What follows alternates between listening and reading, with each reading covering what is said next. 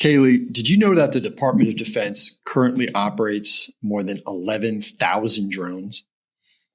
I wonder how many of them currently speak fluent Droidish. That sounds like a Star Wars concept. What are we talking about here when we talk about Droidish? So apparently the Pentagon is currently spending millions on creating a language for drones, and they've called it Droidish. What problem is this solving? Why can't these? I guess they can't speak English or another. What problem does this solve for them?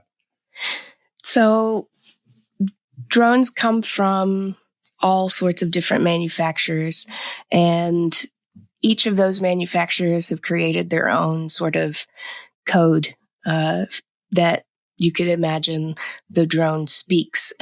And I come from the world of programming and coding, so it's kind of like the age-old problem of cross-compatibility, trying to get an iPhone app, for example, to work on an Android or, things like that. But to go with the Star Wars theme, they did say in an article about this on Forbes that it's kind of like getting R2-D2 to talk to C-3PO in the same language.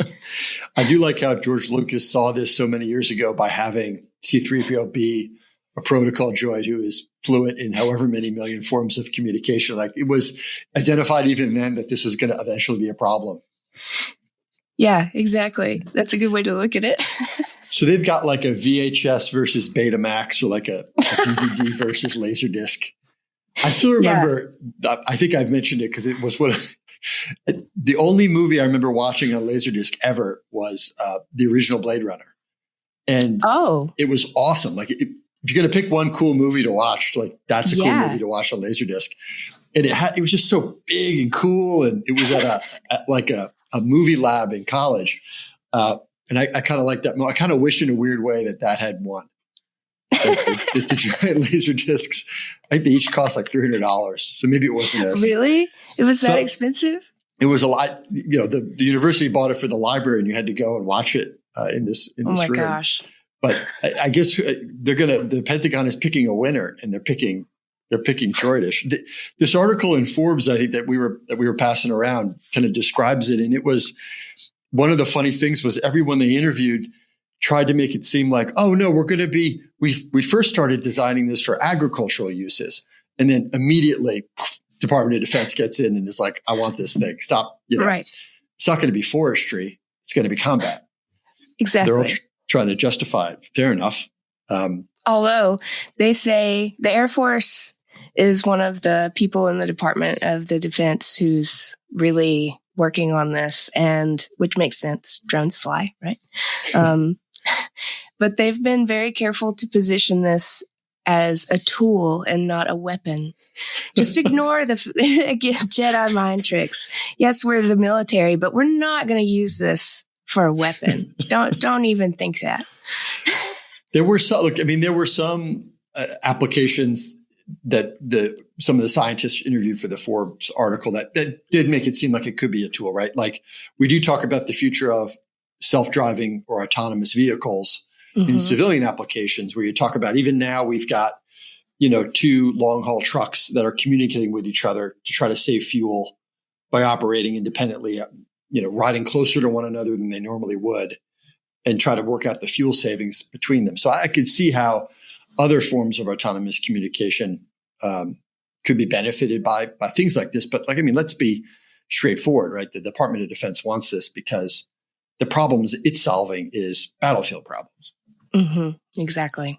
I mean, even I'm looking at some of the quotes I pulled out, and even at one point in the article, it still refers to it as like America wanting to be on the bleeding edge of next generation drone warfare. I mean, you can't use the word warfare right after you've said, but it's a tool. It's human centered. It's a tool. We've got all these hammers, and they're tools, but it all depends on how you're using the hammers to smack each other in the face. At some point, it stops being a tool. But look, exactly. the sort of twist is right at the end of the article. One of the scientists, I think, is quoted as saying, well, we've got to do this because China's 15 years ahead of us. Right. Like, all right, well, Fair enough. We should be. It sounds like we should be doing that. It sounds like this is actually pretty important to get these drones to talk to each other if China had it a generation ago.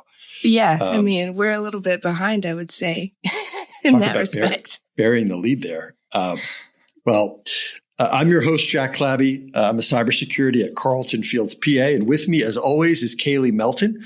Kayley is the Vice President of U.S. Remote Publishing Teams at KnowBe4. After a short break, we'll chat with Jessica Gulick. Jessica is the founder and CEO of Katzcy, the founder and commissioner of the U.S. Cyber Games, and a woman on a mission to make cybersecurity a thriving sport. Welcome to No Password Required, a monthly conversation that introduces you to some of the top talent in the world of cybersecurity. Our guest is Jessica Gulick. Jessica, welcome to No Password Required. Thank you, Jack. It's an honor to be here. All right, Jessica, you have so much going on in the world of cyber. Can you give just sort of a short breakdown for us of all the things that you're involved in? Absolutely. So I am CEO and founder of Katzcy, a marketing firm that supports cybersecurity businesses. I am an active board member for the Cyber Jitsu, a 501c3 committed to advancing women in cyber. I also sit on a couple of education advisory boards for Bay Path University, as well as Virginia Tech's BIT program committee. And the RAICIS Education Advisory Board, which is a 501c3 focused on bringing more Latinos and Hispanics into cybersecurity. Oh, wow. Is there a typical day for you, or are you doing all things for all people? The days stay busy, but it is a very busy October cybersecurity month, I will say that. Do the teaching responsibilities come and go? How does that work into your active businesses and nonprofits? It's not so much teaching, it's just sitting on boards and advising. And they do come and go depending on the focus for that year and what we're trying to do. A lot of times with the education and the affinity groups that I work with, we're all doing similar things. So it's advantageous to be on the boards to help bring best practices from one to the other and share those. For the cybersecurity marketing work that you do, could you describe for us, what's a great client for you? What kind of company would you be helping, and what kind of work would you be doing to help them? So a great client in the cybersecurity marketing world is someone who, one, is ready to grow, right? They're passionate about growth. We don't do so well if you're just trying to do marketing for the sake of doing marketing.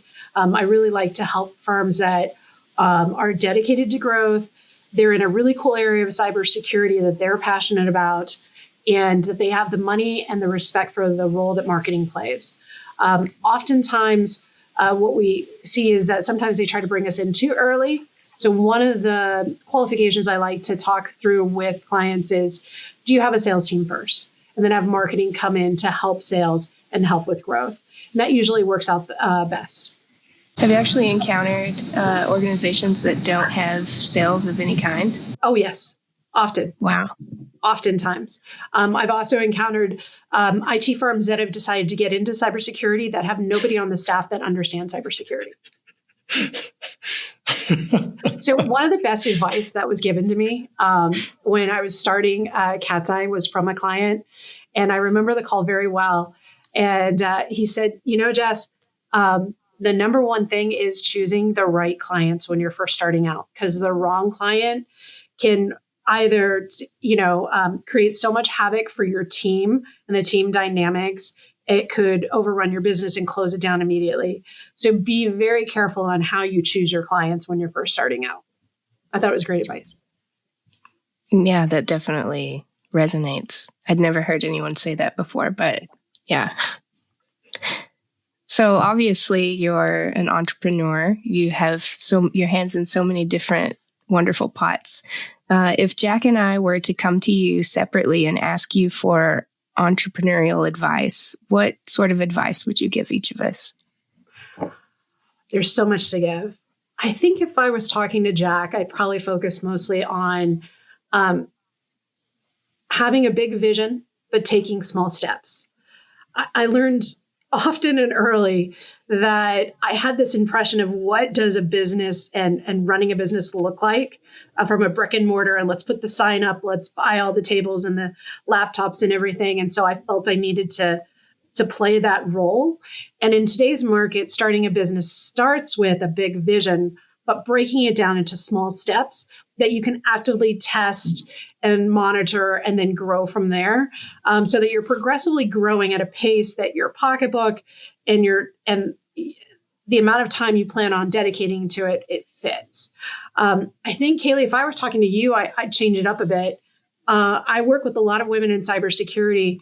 And so it's funny, our definition of success as women tends to be different. It just is. And so I would say success is not so much about focusing on perfection. It's about focusing on perseverance. And that's kind of the key thing. And once you fully accept that, then you understand it's okay to fail, right? It's okay to make mistakes. It's okay to not to be perfectly ready for an event. You do your best, and sometimes you're going to miss. And even missing or doing a mistake teaches you, and that makes you stronger and stronger. And the whole thing about being an entrepreneur is it's a journey, right?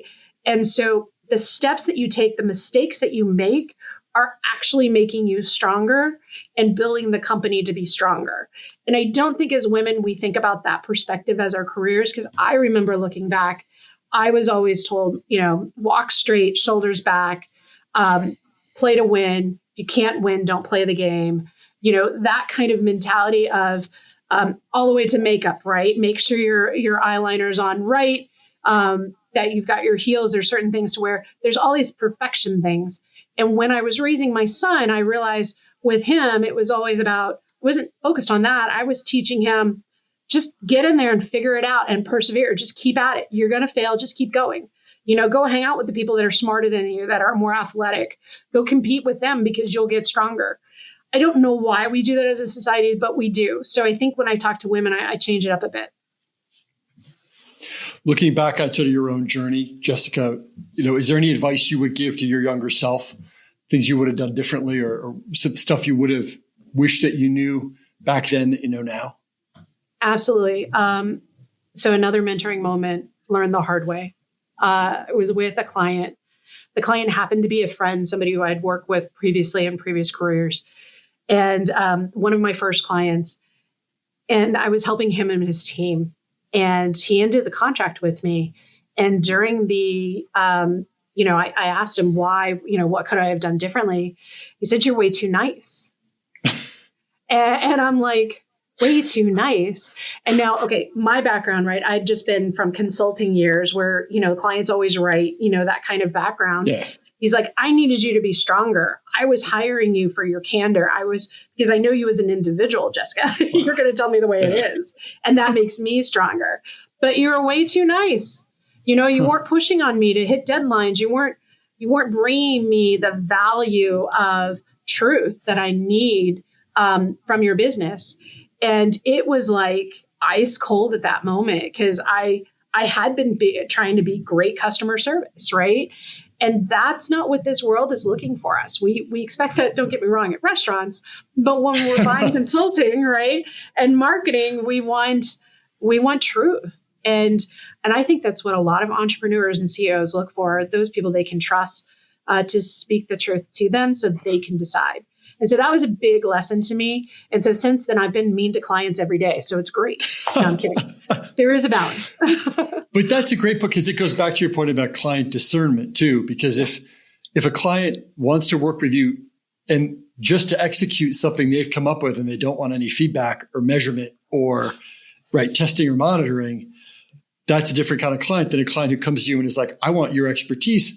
I have my own ideas, but if I'm wrong, tell me why I'm wrong," of course. But, it's like that really is true. It's like the first kind of client is just hiring you to execute their vision. And then the other one is actually hiring you for your professional expertise. Exactly. Oh, man. All right. So we have to talk about the U.S. Cyber Games. So tell us a little bit about them. What are the short-term goals? What are the long-term goals? Because it's just fascinating. Okay, excellent. We are in season 3. actually. And so this is our third year of the program. We started this 3 years ago when the international community out of the EU, the European Union, came to the United States through NIST and said, hey, can you guys put together a U.S. team? And we worked on a grant with NICE to put together a program. And the program is very different than what you've seen before. So if you're familiar with the National Cyber League, or you're familiar with Cyber Patriot, or CCDC, or even your local capture the flag kind of game, we're not a game. Okay. We're a sports program.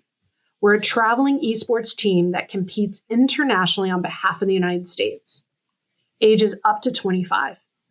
And so for a program, what we did was we took the best practices in athletics and esports and blended it with cybersecurity to come up with the US Cyber Games. Wow. What that means is we have tryouts, we have a combine, which is like the evaluation of skills, and we have draft day, we have training camps, and we have competitions and scrimmages. So it's very athletic, and that's purposeful. It's purposeful because years and years of practice, it's a honed best practice. You see it at every college. It's also very inclusive. The cybersecurity market has been a black box, if you will, to many individuals that are just getting in or are on the peripheral of the community. By talking in sports terms, our moms, our grandmas, our neighbors, everybody understands sport terms like special teams, offense, defense, a captain. And once we can start that conversation with them, then we can teach up. To borrow a term from Jason Street, we can teach up some of the more sophisticated concepts of a purple team, a red team, a blue team. Then we can go further and we can start talking about this is what an attack looks like. So through gaming, we can actually start to bring cybersecurity to the kitchen table. But let's go back to the program. We're all about creating the US team. Again, ages up to 25. That's not us. That has to do with the league. And It's purposeful because the age of 25 is right at that point where you're semi-pro, right? So you're not a professional security person, but you're more than just a college student. Does that make sense? Yeah, you're semi-pro. And so rather than defining it, we just took an age because it's just easier. And you see that in sports as well. We do want you to be a U.S. citizen because you're representing the United States. So then we don't get into the weirdness of, okay, this person lives in the U.S. but is on the Asian team or on the Africa team, kind of thing. And so we have this program and we're leveraging it not just to connect with the top talent throughout the United States, but also open up to the fandom and the spectator. And that's where the esports comes into it. An esport is an online team that plays a similar like sport to a spectator audience. And so our fandom is just as important. Oh, wow. And we do all this with the idea of building those cyber skills towards a cyber career and jobs. And we do that with NICE and their cybersecurity workforce framework. That's cool. What do the US Cyber Games tryouts look like? Is it online? Are there spectators? Like, how does this setup work? So it is online. We started in May, and it's today it's an online open CTF. So in terms of trying out, if you will, or walking on, we try to open it up and say, hey, we're going to put on this capture the flag, Jeopardy style game where you have 2 weeks because we know it's during the beginning of summer and there's graduations and a lot of things going on. Tap in and show us what you can do. We also ask for an application. So we ask, where have you played before? What was your role? All the kinds of key elements that we need. We ask for things like the NCL report, which is an individual player's report that you get if you're playing in the National Cyber League, which is fantastic if you haven't looked at it. But we try to take all this information. And then what we determine is we say, who's going to come to the invitational? So in football and baseball, there's something called the combine, right? And the combine is evaluation of skill sets. And even if you're not familiar with that, most people are familiar with how fast can this football player run the 40-yard dash, right? We see that on the news and such during seasonal shows. So that's our version of the combine. It's about 4 to 8 weeks, and we're evaluating not just the skill set, but the teamwork, the leadership. How do you deal with stress? How do you deal with, we're going to change things up on you, right? How professional are you? The maturity. We do interviews. we're taking data and the coaches are observing these athletes as they're taking on problems or working as teams. And we usually focus week by week. We'll have a topic. We span the various different topics as well as red versus blue or attack and defense. Okay. And then we go to a coaches summit, and the coaches summit, which is my favorite thing, but it's behind closed doors, Jack. It is not streamed, but it is the most fun. We had that this year at the Hack Factory. Thank you, Matt DeVost and Bob Gorley. They hosted us, and we were able to go through all the data. There's tons of data that we go through on these athletes, and how did they do this? How did they do before versus after? What were some of the notes written by the various different observers and coaches?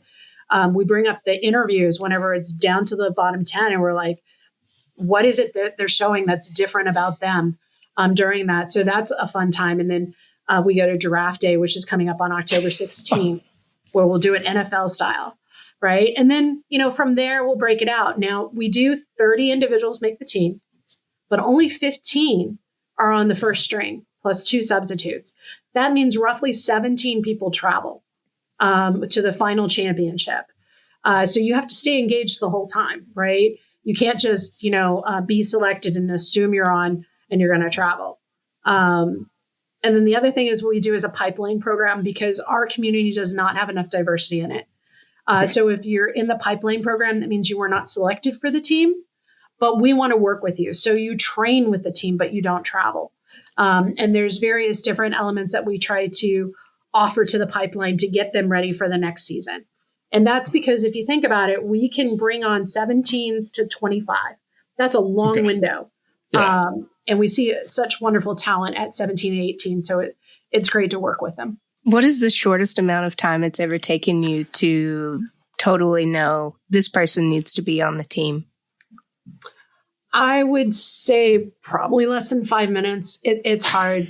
Wow. And I'm gauging it based on the caliber of folks that we have available to us because of all the other programs happening is tremendous. And every year it gets even harder. What I normally see that happens is, let's say I'm at an exhibit at a conference or I'm visiting a school. What we see is this individual will come up to us, they'll introduce, they'll shake hands, and they'll tell us about their history. And they are incredibly curious about the program. They're excited. They want to travel internationally. They want to be part of a sport team, right? I mean, up until now, until really esports a few years ago, sports has always been more athletic, if you will, physicality wise. And there's been a barrier, if you will. But now we're opening that up. And so they get to be part of something bigger than themselves and a unique experience. And that comes across when they're talking to me. They typically tell us, where they're strong in, and we'll talk about what experience they have. But you just kind of know when you meet that individual, because it's not just about their skills. It really is, they glow. I know it sounds weird, but it's like when somebody talks about something they love, their eyes glow, right? They kind of glow when they talk to you, and they could go on for hours and you're like, really, dude, I've got like 5 minutes I need to get on, but they just glow and they're just really excited and they're ready to learn. And that is a big indicator, something that you can pick up very quickly. Others are quiet. I'll be honest with you. There's a lot of introverts. We see a lot of neurodiversity. We see a lot of folks that are brilliant and quiet. And so we try to look at other factors as well to make it as inclusive and open as possible. And so it's not always that dramatic in 5 minutes. But I would say some of the coaches could probably decide, if they looked at some of the NCL reports and results of other games within 5 minutes, they would be like, this is definitely a candidate. They tend to, because we're looking for top talent. Jessica, what is, you mentioned earlier that you're looking for leadership quality. What does leadership look like on a team like this? That's a great question. I wish I had a definitive answer to you. The reality is that leadership works best in a situational environment. And so I've seen a few different roles, if you will. I've seen a successful team leader, somebody who does the work, is one of the experts and then coordinates and directs. And that can work on a high caliber team, right, where everybody is communicating. I've also seen like a cyber patriot team where the captain is standing up, no hands on keyboard, and delegating and triaging and informing and supporting. And that can work as well. Okay. It really depends on the leadership strength. You know, what they say is leaning forward, I think it is, and on your strengths on leadership and the culture of the team. And that can take some time to get used to when you have a new team. But I've seen both of those leadership formats work. Wow. I think it'd be something incredible for a leader who came up doing this and then suddenly taking a role where her fingers are not on the keyboard. It seems pretty incredible to say, okay, this time I don't even have a rig. Right. That's wild. Typically they do have a rig though. Okay. So they are on keyboards, but maybe it's not like they're not assigned a specific problem set, or they have more flexibility, if you will. We saw that actually with one of the other teams that we competed with. The captain, she did a fabulous job of exactly that. Walking around, encouraging, focusing in. And the funny part about that, Jack, is that if you think about a cyber pen test team, a high-performing cyber pen test team, when they go in and they actually are on site doing the testing, they're not all on keyboards at the same time. They're actually one person on the keyboard at a time. Everybody else is crowded behind them because they're doing that best athlete who has the best skill to get to the next step, because there's no room for screw up, right? They've got to get it right the first time. So we see that in the sport. And that's what I love about this, is that what we can start to watch these brilliant young cyber athletes do, we can start to replicate into the workforce. And if I have one criticism about the cyber community, is that it's too siloed. Yeah. We need more teams. We need more high-performing teams. Yeah. And I think sports will help that. That's a great point, because it goes back to a couple of things you said earlier too about when you're that idea of the glow, when someone's talking about something they love. Like, I can't tell you, if I'm working with a client who's hired a company to do a cyber assessment, you're talking to the vendor who's getting ready to do this, and they're talking about gap assessments, looking at controls, interviews. Then they get to the part about pen testing, and suddenly they just want to talk about pen testing for the rest of the meeting, because clearly this person was a pen tester who got pulled into a role that maybe they don't want to do anymore. Or it's like, can we do pen testing? Let's talk about that for the rest of the meeting. But it's funny. It's like that idea of, yes, that's one component of it.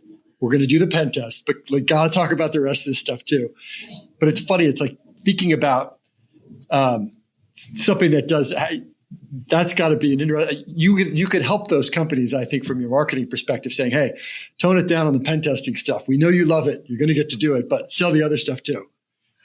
Absolutely. I would also offer in that when we watch these cyber teams operate, what we're seeing that's different is virtual leadership. It's interesting to think about it because of the pandemic. We all went home. Right. And so managing by walking around wasn't a thing. But these esport teams and these cyber teams, because they've always been virtual, they know how to communicate virtually, and they know how to operate as a team virtually. And so none of that has to be learned. They kind of know it, which is something that I think, again, we can bring it back to the workforce and say, wow, what are the tricks? I mean, look at we're all using Slack now or Discord. And you see this a lot on security operation teams where they're using Slack or Discord. It's no longer email communications, right? Or they've got the earphones on and they've got an open audio channel going on all day long. There's just so much going on. And they're used to dealing with that and making, being situationally aware and making decisions and working in that environment, which is very different than, the older ones out in the community like myself. So, but that's incredible. I mean, you think about virtual SOCs, any number of things that have been happening for 4 years. We've got a partner to the show who operates a SOC and bought a brand new facility right before COVID. And suddenly that brand new facility, no one was sitting in seats. And people were just a diffuse network. So the thing that you had hired these managers for, their skill of dealing with people live in an environment like that, suddenly wasn't relevant anymore. And a new group of leaders had to emerge. And Jessica, what you're talking about is probably these virtual leaders that are coming out of the program, out of the sport that you're working in. That's the generation. I mean, that's the people who are going to be leading these virtual SOCs and these other virtual teams that are doing real hands-on, client-facing work or national 100%. Security work. I wanted to ask, we've touched kind of around it, but I wanted to ask more directly, what's the greatest stigma, in your opinion, that the esport has had to overcome? I would say it's cyber as an esport or cyber games in general. They're perceived to be only for academia, right? Only for students. And because of that, it's very difficult to demonstrate value and get the attention of recruiters and hiring managers.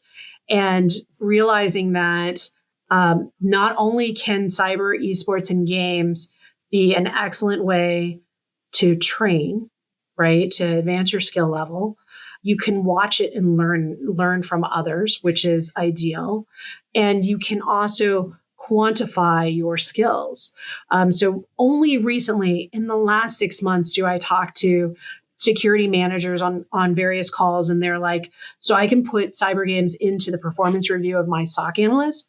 Absolutely. Have them play the games and then report back to you how they did. And then how did they progress? But there's been this stigma that the capture the flag and red versus blue is only for college students.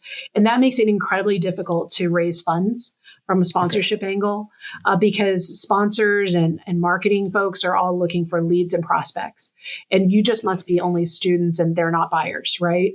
And the reality is that today's cyber esports and games are for all ages. And it makes sense if you look at it from an operational standpoint, because if you're dedicated to one client or one company as a security expert, you're only seeing that single environment day in and day out. There's not enough change. Whereas if you're part of a pen test consulting firm that does third-party reviews, et cetera, you get to see everybody's environment. You're constantly sharpening your skills. The only way that dedicated in-source teams can really stay sharp is through gaming now and certifications. And so trying to change people's mind that this is not just about college students, this is about your workforce has been difficult, and something that we continue to try to find the right mix of message, if you will, out to that audience. So yeah, I'm happy to hear you say that, because I'm into gaming myself, both personally, but also educationally through training. And they're really powerful tools that are kind of unmatched out there in the world of education, in my opinion. I agree. It's very immersive, and that we have heard firsthand from cyber athletes in the program state they have learned more about web security in 2 weeks than they have in 2 years. Wow. And so you're like, really? And then you think about it and you're like, wait a minute. When we try to do something different as a human being, right? When we try to lose weight or get on a better routine, it always helps to work with other people, right? That teamwork aspect, to have that peer with that buddy system, if you will. And games provide that. And it's funny, when I'm talking to a large audience, I typically open to kind of get their mindset, and I'll say something to the degree of, how did you learn how to play Mario? And you get the snarky, you can see the grins, right? Even here. Yeah. How did you learn? I don't know about you. I stole the remote from my brother. I was just like, give me that. I want to try, right? And I don't know how many times I had to restart and kill Mario again and again and again, before I kind of figured it out. And wouldn't it be great if cybersecurity was like that? Absolutely. Wow. Yeah. That's that's a powerful question about how did you learn to play Mario? Because everyone has a different path to getting there. It's universal. It's like a combination of gossip, playing and failing, right? Reading things about it. Wow, that's a great thought exercise to go through. One question we do want to ask you is, I think you've previously mentioned that an all-woman team is coming soon. How does something like that happen, get put together? I wish there was magic sauce. Okay. It starts with a vision, and then it next step is declaration, right? And then we put together the program and go out and create the tryouts and et cetera. Here is my answer to the gender imbalance, if you will, in cybersecurity. And it's a global issue. It's not just the United States. And think about that for a minute, because it's easy to take that for granted. It's not a cultural nation, US thing. This is an issue across the globe. And so I talk to many folks from around the world where they're like, hey, Jess, how do we get more women in cyber and more women playing cyber games? It's difficult. You hear all kinds of answers from all kinds of folks on, well, you've got to have good role models and you got to have, pathways, et cetera. All that is true. What we haven't yet done is put together an all women's team and eventually teams, right? And show how women can do this. And so that's kind of what I'm hoping to do in 2024. We have our wickedsticks.com program, which is 24-hour hack and chat for women across the globe, all on cyber. They get to put hands on games, et cetera. And it's been a tremendous success over the last few years with 1,500 women registering last year. Wow. What we're doing now is we're going to offer the tournament piece, right? Where they're going to play on Hack the Box platform, and we're going to have an all women's team tournament. And these are teams from globally, from every walk of life in cybersecurity. And we're really honing in on women that have strong cybersecurity skills in Linux, in penetration testing, incident response, security operation, and teaching them games, right? Yeah. That's the part we're bringing to them. So they can have that lifelong learning capability with them, and they get to network with others while they do it, which is a tremendous value for our community. So we'll do that in March, and then we're going to announce the U.S. Cyber Women's Team. And what we're doing differently is, if earlier I mentioned the U.S. Cyber Team is up to the age of 25. And they compete internationally with other teams that are up to the age of 25. But for the women's team, we're going to go 25 and older. So we'll actually be our first adult team, if you will, older than 25. And the reason for that is I want high caliber, advanced skilled women to be on this U.S. all women's team. And they will be leading by example in the field to help pull more girls and women into cybersecurity gaming. And so we'll leverage them to compete. They'll help with coaching. And I'm hoping that that's a different tactic that we as a nation and a world haven't tried yet. So I don't know if it'll succeed in helping, with bringing more women to cyber, but I bet it probably will. Yeah, that's awesome. How are the other countries doing? Are there teams that are ready to play us when the U.S. cyber team gets there? Okay. That's awesome. Yes. Some of the teams, like the European teams, have been going for 11 years, right? Where they had the European, and we're getting ready to take our team to Norway to be the guest team in their European finals. Which is going to be a lot of fun. So some of these teams have been going for a long time. Others have just started. This is such a wonderful event because not only, again, on the cyber skills, Jack, but you mentioned it earlier around, remember the virtual teaming and leadership? Yeah. The cyber athletes that participate in this program globally get to meet each other and network for a week when we do the championship. And they do because they're in for multiple years. They see each other again and again. Right? Yeah. And they then get connected on Discord. This means that somewhere 10 years from now, one of these athletes will be in a career in a war room, if you will, or somewhere important. And somebody's going to say, who knows somebody who does this over across the globe? And they're going to have a powerful network of people that they can pull on. And as you probably know, awesome. That is incredibly valuable as a career person, is knowing who you can call for help. Yeah. Right. And so they're cultivating these networks of peers that are just as smart and brilliant in cyber, and thus will be leaders in their own, industries and nations that they'll have connections with that will help, down the road.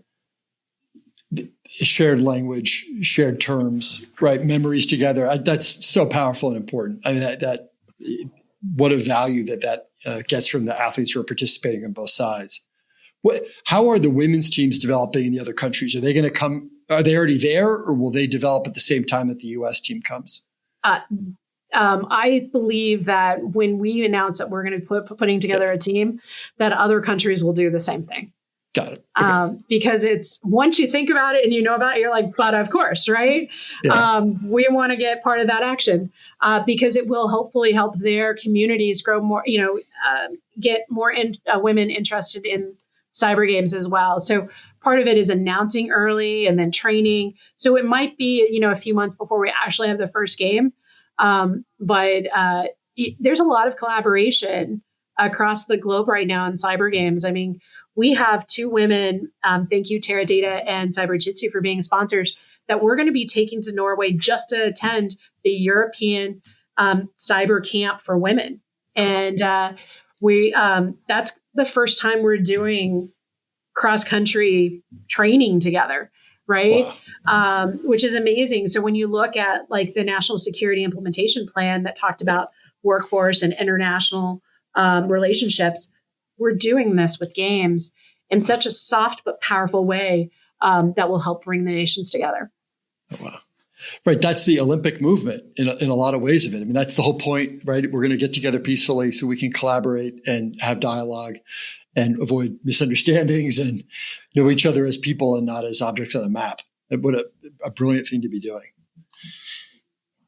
Can we ask you, if outside organizations that are listening to this, if they want to, get involved, what's a way that they can get involved, Jessica?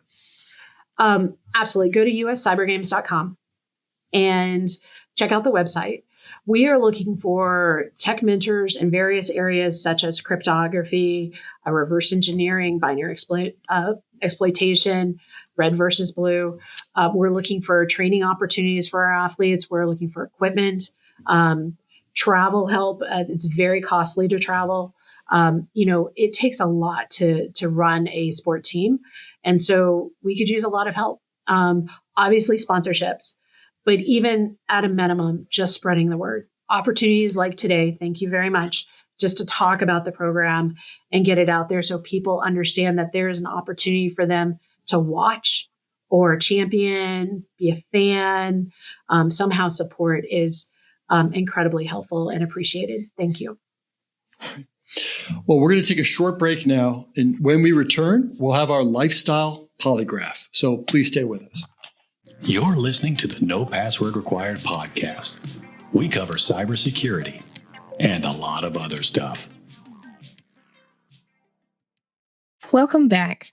As many of you know, the lifestyle polygraph is a test used by the federal government to determine if a person is worthy of learning some of our nation's most important secrets. Here, we use this technique for slightly lower stakes to determine whether our guests can join our fantasy cybersecurity squad. Jessica, are you ready for the lifestyle polygraph? Yes. Awesome. First question. You've said that the value of mentoring is not in the count, it's in the moments. Can you share a couple of your most meaningful mentoring moments? Oh, that's hard. Mentoring moments. I think I shared one earlier. Let me think of another. I still go back to that not being too nice, right? When you said, don't be too nice, be truthful. That was a huge moment for me. I think it was another mentoring moment when I was really upset about a failure and somebody talked to me about baseball stats. And kind of, you're batting at 100% or you're batting at 50% and, realizing that it's okay to fail, that kind of opened me up. Jessica, what do you say to somebody who tries out, gets reasonably far, but it tries to be a part of the U.S. Cyber Games? Maybe it's the first person out at the proper tryout, right? What do you say to that person to keep them engaged? Oftentimes they still have years to play, right? So to follow us, there's ways for those athletes to stay engaged and keep trying. And it gives them something to work towards. And I think that's incredibly important. That's a great point. So question number 2, why do you consider your son to be your most unique mentor? Oh, everybody always looks at me weird when I say that my son, who's today 19, but when I first said it, he was 7th grade. I want to say, and this was when I first started Katzcy, and I was an entrepreneur in like the first 30, 60 days. And I was watching this little boy, right, who's thin compared to all the others there playing football. I mean, the idiot volunteered to be nose guard for a practice. And I'm like, as the mom, usually a tough mom and tough love, but I'm like, the tears are just running down the face watching my son get pummeled again and again and again. And I had just gone through a hellacious year, losing my mother, losing my job, starting a business. And it just hit me in that moment that, you know what? He's just persevering. It's okay. I can take a moment. And then you can go back. He says the weirdest things at the perfect time, where he's like, Mom, it's really going to be okay. Right. Or journal, or he brings this stuff from other walks of life that he's learned or heard, and he brings it to me whenever I have an issue and shares it. The boy is just amazing. And I think my point there is that we can be mentored by anybody. It doesn't have to be somebody more successful than us. Okay. Oh, wow. That's such a beautiful concept. Thank you for sharing that. Thank you. Just don't tell him. Oh, I wouldn't. I would never. I would never. All right, number 3. Your cybersecurity career has a bit of a theme song. What is it, and how do you implement it into your daily life? I'm a big Bon Jovi fan, so I'm going to have to go with my ringtone, which is Wanted Dead or Alive. And I know that's crazy, but it's to me, it's not about money. Success isn't about money; it's about impact. And you've got to be brave and take the shot. I don't want regrets later in life, when you're sitting on your sick bed, about to die, to look back and say, I didn't try hard enough. I should have gone after my goals or dreams. So probably any song about Bon Jovi, but Wanted Dead or Alive is a pretty good one. Jessica, I grew up in Monmouth County, New Jersey, which is where Bon Jovi was, at least near where he was living. I think he lived in Freehold maybe when I was a kid growing up, but he was, people would always talk about Bruce Springsteen, and that's true as being New Jersey, but Bon Jovi is as much New Jersey as Bruce Springsteen is, and he doesn't get enough, or the group, obviously, but him in particular, they don't get enough credit as being a proper New Jersey. Yeah, but yeah, Dead or Alive is great, and yeah, those a lot. The Slippery When Wet album, the whole album, absolutely excellent work. That's great. And that is the ringtone. Is it the guitar part? It should be, but it isn't. No, it's actually I think it's the chorus, but still. That's awesome. All right. Well, I think we could probably stop here, Kelly. That qualifies Jessica for the cyber team on Bon Jovi references alone. Oh, I see. Yeah. Thank you, guys. This is why I do the polygraph and not Jack.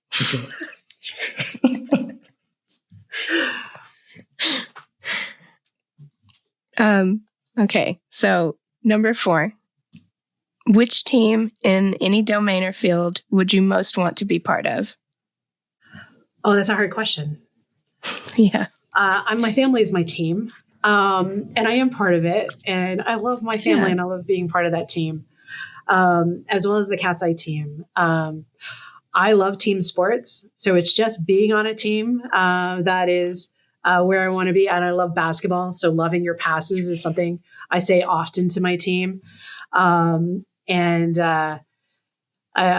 Yes, any team is good, but I'll take my home team first. That's great. I love that. I wish there were more opportunities for like Family Feud style things in real life where families compete against other families. Because there's if my family is alone for a long period of time, we fight with each other. But if we're put in an environment where there are other families around, we have a common enemy maybe at some point. It kind of brings us together. And I almost wish that there was just it was just a normal thing for a family to just casually challenge another family to a game night, but it was competitive between the families. So I don't know, Jack. You might not like my family. We actually do the fighting inside, and we love it. Me too. I mean, it's funny, but it's true. It's like whether it's arguments or when they were younger, wrestling or whatever.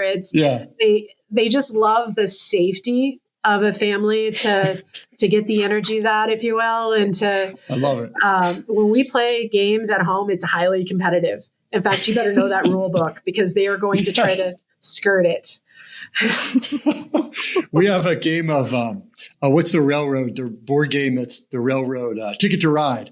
We've had it open for about a week, currently being played back and forth, and it's between the family members at this point. And we're all sort of every aspect of family life is now oriented around that particular board game we're currently playing.